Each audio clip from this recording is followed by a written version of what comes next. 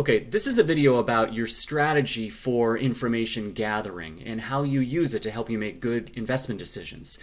And I think, most people, they don't really have a strategy for their information gathering. They just read the media that they read, they watch TV, they consume whatever information is put in front of them. And this is, okay, admittedly, this is passive, right? You're just sort of at the mercy of whatever happens to be in the newspaper that day or happens to be on CNBC that day.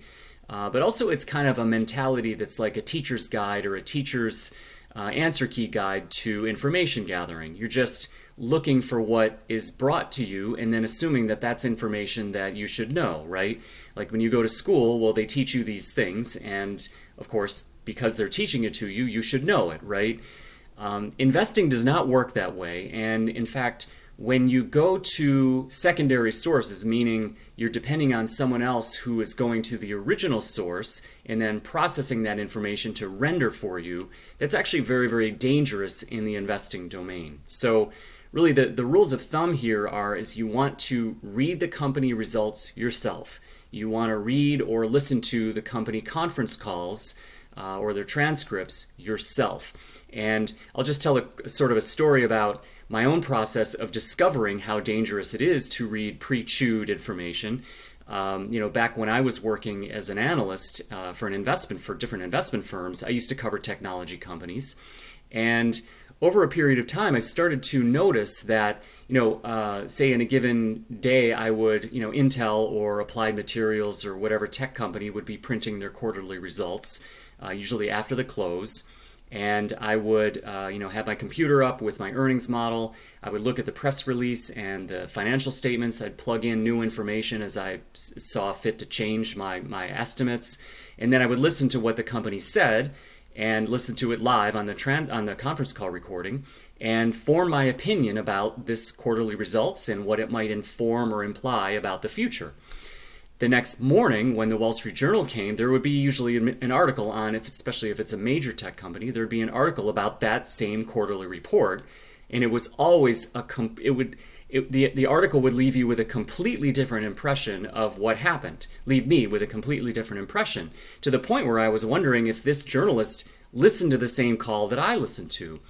And of course, had I not listened to the transcript or listened to the conference call myself, I would have had the perspective of the journalist. I would have been dependent on that journalist pre-chewing the information, sending it through his own mental filter to me, and I wouldn't have my own perspective on the actual original source information.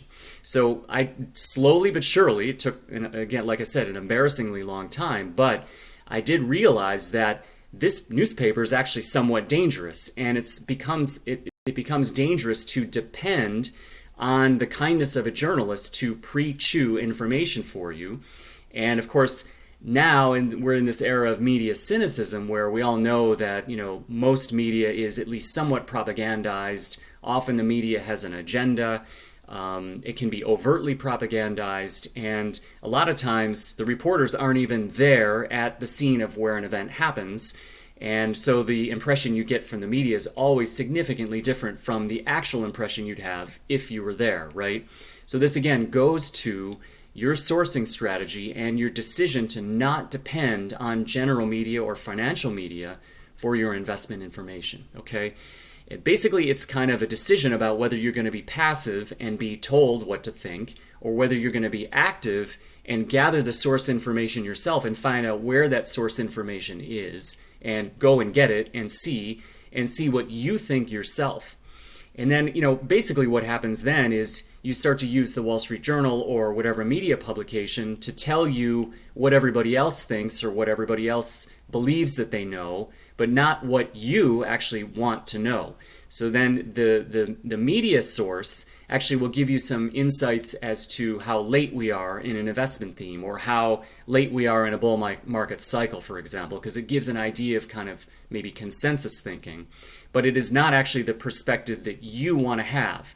So, for example, one thing I'll do is when I'm gathering my original source information from the company's conference call or from their financial results, I will cross-check with the media.